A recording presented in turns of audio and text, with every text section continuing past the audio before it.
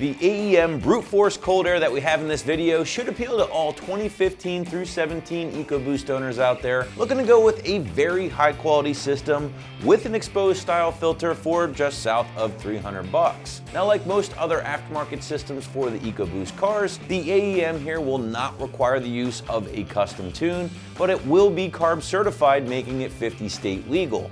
Your installation is going to be extremely straightforward, so let's call it 1 out of 3 wrenches on the difficulty meter. We will have a little bit more detail later in the video. Now, even though AEM may be a bit of a newcomer to the Mustang world, they've been making quality stuff for a very long time. In fact, and I'm going to sound a little old here, I remember back in the day in high school, if you had an AEM intake on your car, you were the man. Now, fast forward a lot of years, and AEM is still making very nice stuff, but is now underneath the K&N umbrella. And what does that mean to you guys? Well, it just means that K&N took over the very popular AEM recipe, added a bit of their knowledge into the equation, and just started cranking these things out for more and more applications.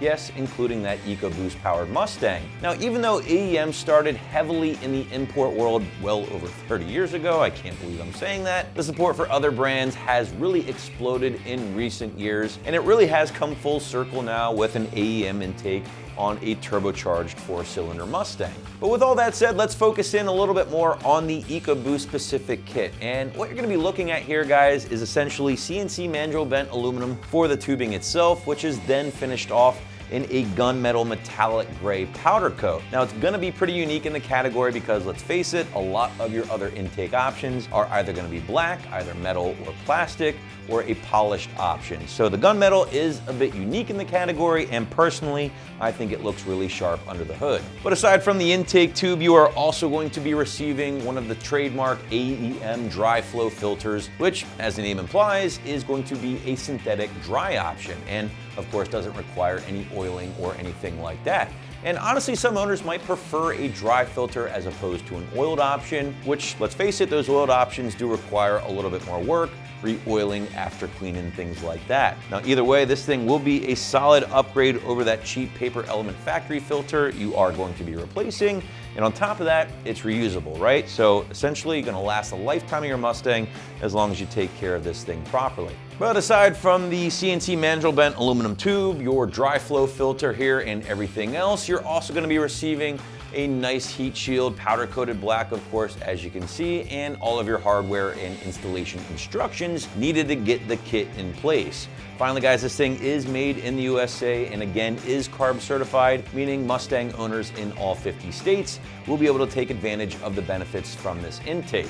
And speaking of benefits, well, aside from under hood appearance benefits of the AEM, you're also going to be looking at a little bit more power and some other stuff as well. And typically, manufacturers like to give claims on intakes. AEM doesn't throw anything out there when it comes to specific numbers in horsepower and torque, but my usual statement on this topic is going to be in the high single digit, low double digit range without adding anything else like a custom tune, for instance. Aside from that, you're also going to be looking at a little bit more throttle response and finally a little bit more noise under the hood, all of which I think owners will say are going to be good things. But let's quickly touch on the installation, and as pointed out at the very top of this video, guys, if you have the slightest bit of mechanical know-how and a set of basic hand tools, you should be able to get this guy in place. So 1 out of 3 wrenches on the difficulty meter, and to give you a better idea of what's involved for this install, here is one of our techs with a walkthrough. All right, guys, so like my buddy Justin said, this install is very easy. We're going to start with removing our factory air intake system, and to do that, we're going to go ahead and hit this 10mm bolt here. Start with our factory air box, then we're going to remove the clamp that secures the factory air intake to the turbo.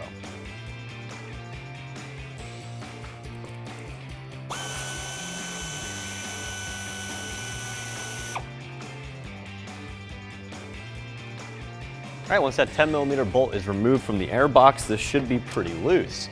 Next step is unplugging our air intake temperature sensor. The sensor itself is going to live inside of this tube, but we're going to go ahead and disconnect it so it can be removed with the intake itself. All right, with the air intake temperature sensor disconnected, the next step is removing these 2 hoses here. You have this large hose, which is our recirculating hose, and then you have a smaller one with a quick disconnect. That's our PCV hose. Go ahead and pull the big one off, then go ahead and grab the quick disconnect and pull that other tiny hose off.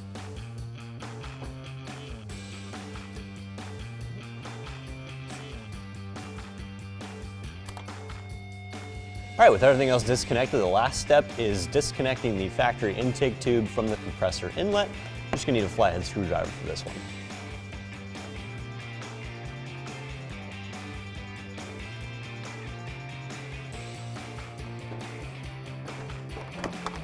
All right, so with that coupler loosened, we can go ahead and pull the entire air intake assembly from the vehicle.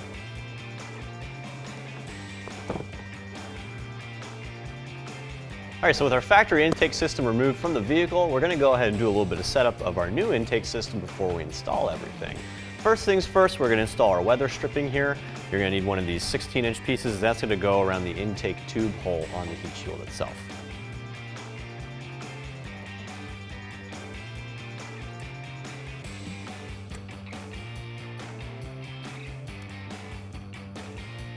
All right, so with your first weatherproofing piece added here for the tube itself, we're gonna go ahead and add the rest of the weather stripping on the outside of our heat shield.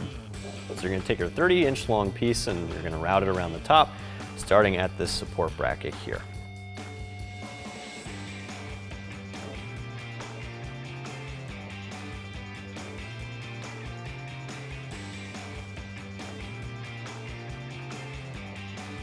And then with our 30-inch piece of weather stripping applied on the top, we're gonna go ahead and take our last 16-inch piece of weather stripping and we're gonna start on the bottom of the bracket and work our way down.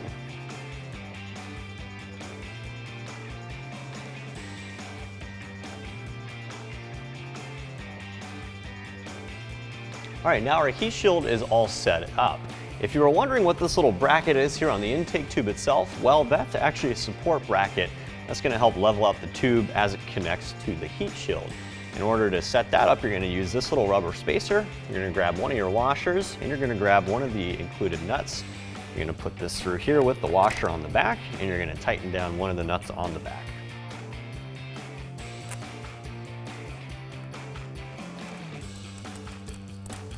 All right, with that tightened down, it should look like this on the other side. All right, with your heat shield all set up, it's time to actually install it in the vehicle. But before we do that, we can actually set up the bottom mounting hole here with the provided hardware. So you're gonna grab the provided bolt in the kit, which is a 13mm head. And you're gonna grab two of the rubber washers and one of the steel washers. You're gonna set it up like this. You're gonna grab one of your steel washers, place it on the bolt, and then grab one of your rubber washers. You're gonna force it down onto the bolt itself. And then you're gonna put this in the heat shield like so. And then on the other side, you're gonna grab another rubber washer and you're gonna go ahead and secure the bolt to the heat shield with these rubber washers. That should keep it in place, and then once you go install it, you can go ahead and tighten it down to the vehicle with your socket.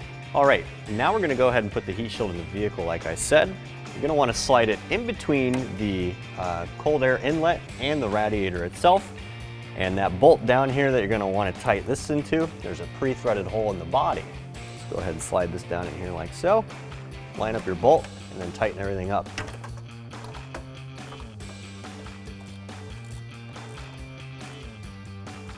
All right, with that bottom bolt tightened down, the next step is reinstalling the original 10mm bolt that we pulled from the top here. Now you're gonna set this 10mm bolt up the same way you set the bottom one here. Grab one of those steel washers and two of those rubber grommets, steel, then rubber. Insert it through the hole, followed by another rubber washer. Then go ahead and thread it into the hole and tighten it down.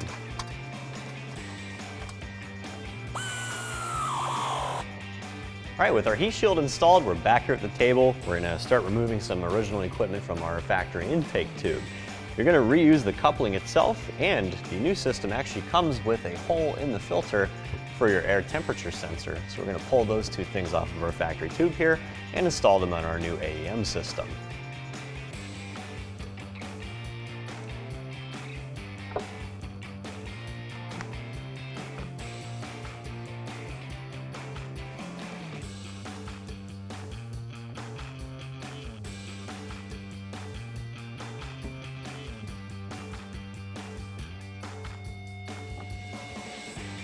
All right, so with our original coupler installed on our new intake tube, it's time for us to actually bolt this up to the compressor inlet.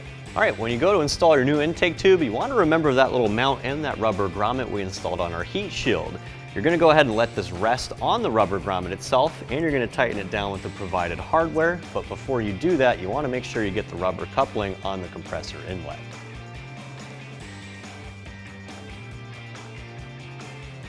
So with our intake tube resting on that grommet, we're going to go ahead and install the intake tube to the compressor inlet. Once it's tightened down, grab your flathead screwdriver and tighten down that last seal.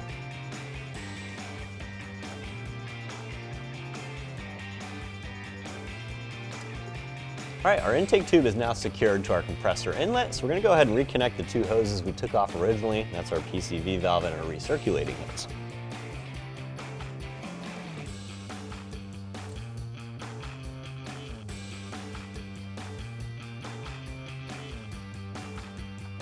All right, now our intake tube is all connected with all those hoses set back up.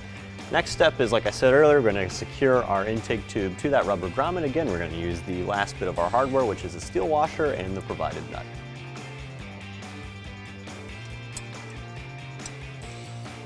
All right, with your tube tightened down to that rubber grommet, you're going to go ahead and grab a 10mm socket and tighten it all together.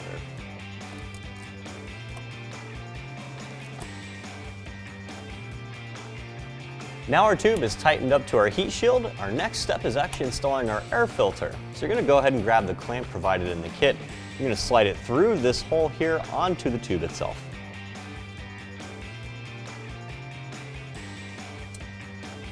All right, with our clamp in place now, we're going to go ahead and put our air filter on. We're going to slide it through the hole and the weather stripping onto the intake tube, and we're going to tighten down our clamp with our flathead screwdriver. Now it's kind of a tight fit in here, so I showed you how to put the air intake temperature sensor on. We're just going to be safe and take it out for now. We'll reinstall it once we get the air filter on.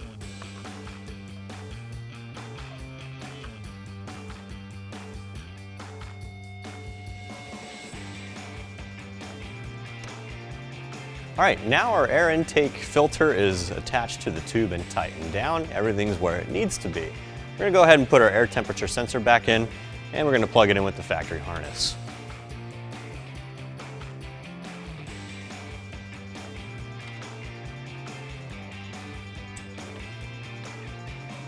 All right, and so with our air intake temperature sensor reconnected, that actually wraps up our install of the AEM cold air intake for your EcoBoost Mustang. I'm Travis, thanks for watching, and for all things Mustang, keep it right here at AmericanMuscle.com.